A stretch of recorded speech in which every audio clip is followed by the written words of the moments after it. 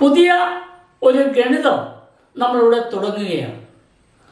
നിങ്ങളോട് ചോദിക്കുകയാണ്, ഏറ്റവും പ്രയാസമുള്ള വിഷയം ഏതാണെന്ന് ചോദിച്ചാൽ നിങ്ങൾ ഉടനടി ഉത്തരം പറയും, സർ കണക്കാണ് ഏറ്റവും പ്രയാസമുള്ള വിഷയം എന്ന് പറയും. എന്നാൽ കാണാതെ പഠിക്കാതെ പഠിച്ചു മുന്നേറാൻ കഴിയുന്ന ഏക വിഷയം ഗണിതമാണ് എന്നുള്ള കാര്യത്തിൽ യാതൊരു സംശയവുമില്ല. പുതിയ ഒരു അധ്യായം ഇവിടെ ആരംഭിക്കുകയാണ്. അധ്യായത്തിന്റെ പേര് 9ാം ക്ലാസ്സിലെ 1ാമത്തെ അധ്യായത്തിന്റെ പേരെന്താണ്? സമവാക്യ ജോഡികൾ. നമ്മള് സ്ഫടികം സിനിമയിൽ തിലകന്റെ ഒരു പ്രശസ്തമായ ഒരു വാചകമുണ്ട്, ഭൂഗോളത്തിന്റെ ഓരോ സ്പന്ദനവും കണക്കിലൂടെയാണ്. വിത്തൗട്ട് മാത്തമാറ്റിക്സ് ഭൂമി ഒരു വട്ടപൂജ്യമാണ് എന്ന് പറയുന്ന ഒരു ഡയലോഗുണ്ട്. എന്ന് പറഞ്ഞ പോലെ കണക്ക് പഠിക്കാതെ നമുക്ക് ഈ ഭൂമിയിൽ ജീവിക്കാൻ കഴിയുകയില്ല. ആദ്യത്തെ അധ്യായം നമുക്ക് പരിചയപ്പെടാം. വളരെ എളുപ്പമുള്ള ഒരു അധ്യായമാണ് 9ാം ക്ലാസ്സിലെ 1ാമത്തെ അധ്യായം, സമവാക്യ ജോഡികൾ. തന്നിരിക്കുന്ന ഒരു പ്രശ്നത്തെ സമവാക്യങ്ങളാക്കുക, ആ സമവാക്യത്തിൽ നിന്നും ഉത്തരത്തിലേക്ക് എത്തിച്ചേരുക എന്നാണ് നമ്മളിവിടെ പറയുന്നത്. നമ്മൾ ചരങ്ങൾ ഉപയോഗിച്ചാണ് ഈ കണക്കുകളൊക്കെ. ചരങ്ങൾ എന്ന് പറഞ്ഞാൽ എന്താ? ചരങ്ങൾ എന്ന് പറഞ്ഞാൽ കണക്കിന്റെ ഭാഷയിൽ ചരങ്ങൾ എന്ന് പറഞ്ഞാൽ ഇംഗ്ലീഷിലെ അക്ഷരങ്ങളെയാണ് ചരങ്ങൾ എന്ന് പറയുക. ABCD XYZ ഇതെല്ലാം കണക്കിന്റെ ഭാഷയിൽ പറഞ്ഞാൽ അത് ചരങ്ങളാണ് എന്ന് പറയും. അന്നേരം ചരങ്ങൾ ഉപയോഗിച്ച് സമവാക്യങ്ങൾ ഉണ്ടാക്കുക, ആ സമവാക്യത്തിൽ നിന്നും ഉത്തരത്തിൽ എത്തിച്ചേരുന്ന ഒരു രീതിയാണ് ഈ സമവാക്യ ജോഡികൾ എന്ന അധ്യായത്തിലൂടെ നമ്മൾ പ്രതിപാദിക്കുന്നത്. ഒരു ചരം ഉപയോഗിച്ച് സമവാക്യം ഉണ്ടാക്കി അതിൽ നിന്ന് ഉത്തരത്തിൽ എത്തിച്ചേരുന്നു. ചിലപ്പോൾ 2 ചരങ്ങൾ നമ്മൾ കൊടുത്തിട്ട് അതിൽ നിന്ന് ഉത്തരത്തിലേക്ക് എത്തിച്ചേരുന്നു. പാഠപുസ്തകത്തിൽ 3-4 ചോദ്യങ്ങൾ ഇവിടെ ചെയ്തിട്ടുണ്ട്. ഞാൻ ആ കണക്കിലേക്കൊന്നും പോകുന്നില്ല. ഒരു സിമ്പിളായ ഒരു ചോദ്യം നിങ്ങളോട് ചോദിക്കുക. ഒരു ചെപ്പിൽ അല്ലെ ഒരു കുടത്തിൽ 100 മുത്തുകളുണ്ട്. ഒരു കുടത്തിൽ 100 മുത്തുകളുണ്ട്. അതിൽ കറുത്തതെത്ര, വെളുത്തതെത്ര? എന്താ ഉത്തരം പറയുക? ഒരുപാട് ഉത്തരങ്ങളിലേക്ക് നമുക്ക് എത്തിച്ചേരാൻ കഴിയും. എന്തൊക്കെ ഉത്തരങ്ങളെ? കറുത്ത മുത്ത്, വെളുത്ത മുത്ത്. ഒരു കണ്ടീഷനും ഇല്ലാത്തത് കൊണ്ട് നമുക്ക് പറയാം ഒരു കറുത്ത മുത്തും 99 വെളുത്ത മുത്തും എന്ന് പറയാം. 2 കറുത്ത മുത്തും 98 വെളുത്ത മുത്തും. അങ്ങനെ നമ്മുടെ ഭാവനയിൽ വിരിയുന്ന ഉത്തരങ്ങളിലേക്ക് നമുക്ക് പറയാൻ കഴിയും. ചോദ്യം ഇങ്ങനെ ആയാലോ, ഒരു കുടത്തിൽ ഒരു ചെപ്പിൽ 100 മുത്തുകളുണ്ട്. ആ 100 മുത്തുകളിൽ വെളുപ്പിനേക്കാൾ 10 മുത്ത് കൂടുതലാണ്. വെളുപ്പിനേക്കാൾ 10 മുത്ത് കൂടുതലാണ് എന്ന് പറഞ്ഞാൽ നമ്മുടെ ഉത്തരങ്ങൾ മാറി ഒരു ഉത്തരത്തിലേക്ക് എത്തിച്ചേരും. അങ്ങനെ കറുത്ത മുത്തത്ര, വെളുത്ത മുത്തത്ര, മൊത്തം 100 മുത്തുകൾ. മൊത്തം 100 മുത്തുകൾ. 100 മുത്തിൽ വെളുത്തതിനേക്കാൾ 10 കൂടുതലാണ് കറുത്ത മുത്ത്. അന്നേരം ബാക്കി എത്ര ഉണ്ട്? 100ൽ നിന്ന് 10 പോയാൽ ബാക്കി എത്ര ഉള്ളത്? ബാക്കി 90. 90നെ തുല്യമായി ഭാഗിച്ചാൽ 45. അന്നേരം 45 കറുത്ത മുത്തുമുണ്ട്, 45 വെളുത്ത മുത്തുമുണ്ട്. അന്നേരം കറുത്ത മുത്തത്ര? വെളുപ്പിനേക്കാൾ 10 മുത്ത് കൂടുതലാണ് കറുപ്പ്. ഇപ്പൊ കറുത്ത മുത്ത്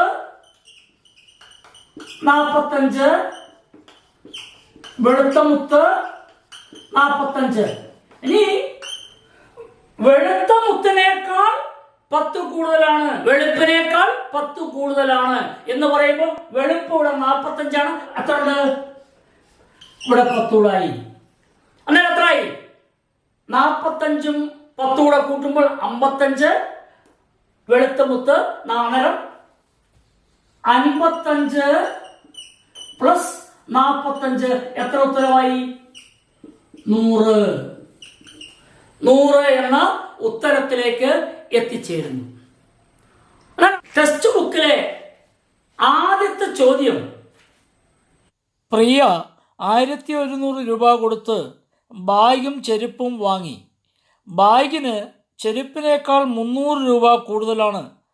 ചെരുപ്പിൻ്റെ വില എന്താണ്? ബാഗിൻ്റെയോ? ഇവിടെ തന്നിരിക്കുന്ന രണ്ട് കാര്യങ്ങൾ, ഒന്ന് ബാഗാണ്, ഒന്ന് ചെരുപ്പാണ്. ഇത് രണ്ടും കൂടെ ചേരുന്ന ഒരു സമവാക്യം ഉണ്ടാക്കണം. ചെരുപ്പിന്റെ വില എക്സ് എന്ന് സങ്കല്പിക്കുക. ചെരുപ്പിന്റെ വില എക്സ്. ചെരുപ്പിന്റെ വില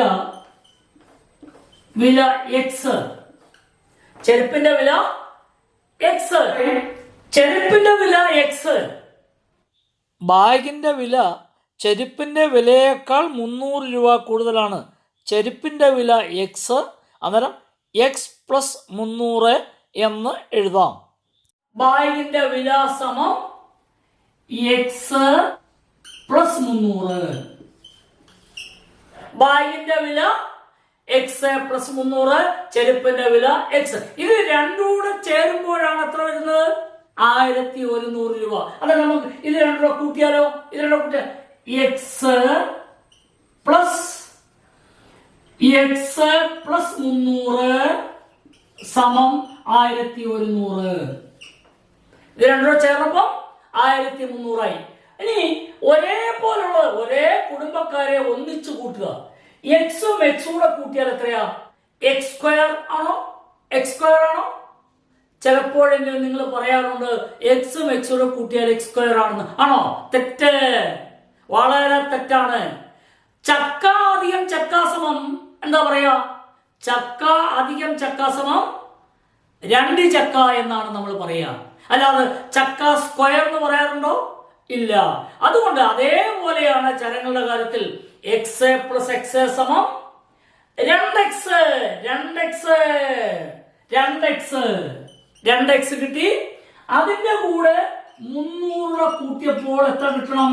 1100. ചരങ്ങളുള്ളത് ഇവിടെ നിർത്തി ചരമില്ലാത്ത സംഖ്യ നമ്മൾ സമത്തിന് വലതുവസ്തു കൊണ്ടുപോകുന്നു. സമത്തിന്റെ വലതുവസ്തു കൊണ്ടുപോകുമ്പോൾ ചിഹ്നം മാറ്റി കൊണ്ടുപോകണം. ചിഹ്നം മാറ്റി. ഇവിടെ പ്ലസ് 300 എന്നുള്ളത് വലതുവസ്തുവോട്ട് പോകുമ്പോൾ എന്താവും? മൈനസ് 300. അന്നേരം 2x സമം 1100. ഈ 300 വലതുവസ്തു പോകുമ്പോൾ ചിഹ്നം മാറ്റിക്കൊണ്ടുപോകണം. അന്നേരം മൈനസ് 300. 1100 300 പോയാൽ 800 രൂപ. അന്നേരം 2x സമം 800 രൂപ. 800 രൂപ. എക്സ് കണ്ടുപിടിക്കാൻ ഈ എക്സിന്റെ ഗുണോത്തരമാണ് 2. ഗുണോത്തരമുള്ള 2 വന്നാൽ അതിനെ ഹരിക്കുകയാണ് ചെയ്യേണ്ടത്. എക്സ് സമം 800/2 സമം 400 രൂപ. 400 രൂപ. തുടങ്ങിയത് ചെരുപ്പിന്റെ വില എക്സ് എന്ന് പറഞ്ഞതിന് ശേഷമാണ് നമ്മൾ തുടങ്ങിയത്. ചെരുപ്പിന്റെ വില സമം 400 രൂപ. ബാഗിന്റെ വില അതിനേക്കാൾ എത്ര രൂപ കൂടുതലാ? അതിനേക്കാൾ 300 രൂപ. ബാഗിന്റെ വില സമം 400 പ്ലസ് 300 സമം 700 രൂപ. 700 രൂപ. അന്നേരം രണ്ടിന്റെ വില കിട്ടി. ചെരുപ്പിന്റെ വില 400, ബാഗിന്റെ വില 700. 2 രൂപ കൂട്ടി നോക്കിയേ.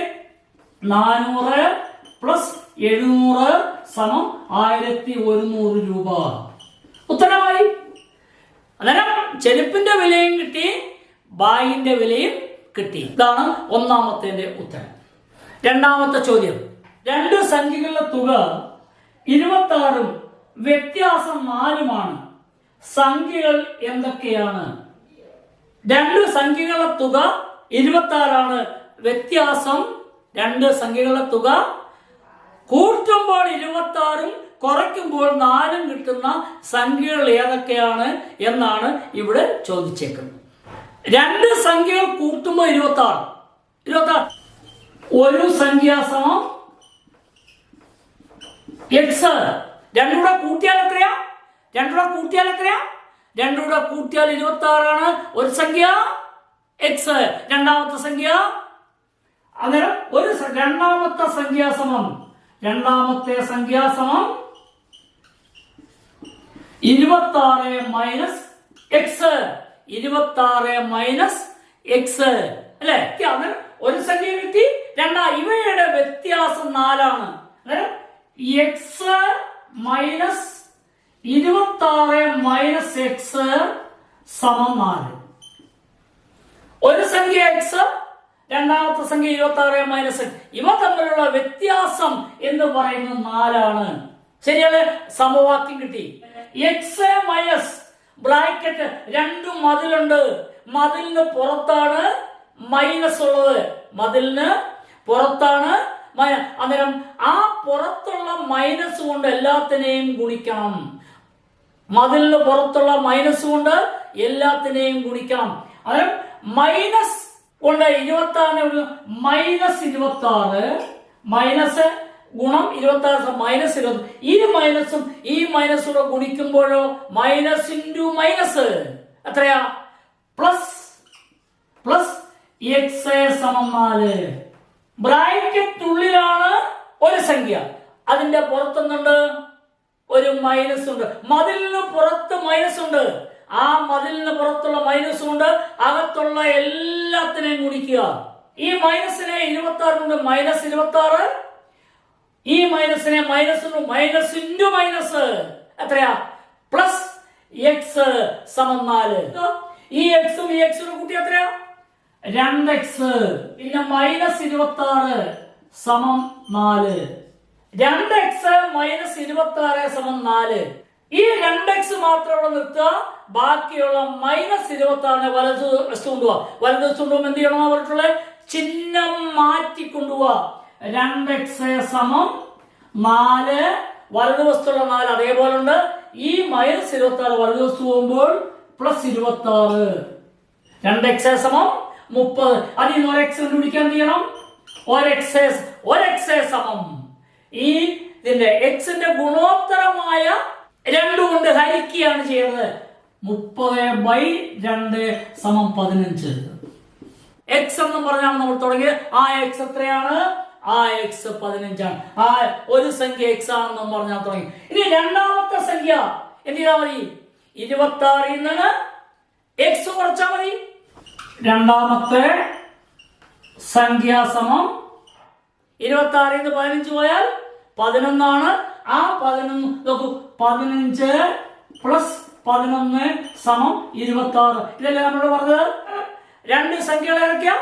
കൂട്ടുമ്പോൾ 26ഉം കുറയ്ക്കുമ്പോൾ 4ഉം കിട്ടുന്ന സംഖ്യകൾ 15 മൈനസ് 11 സമം 4. ഓക്കെ, സമവാക്യങ്ങൾ രൂപീകരിച്ച് നമുക്ക് ഉത്തരത്തിലേക്ക് എത്തിച്ചേരാൻ കഴിയും.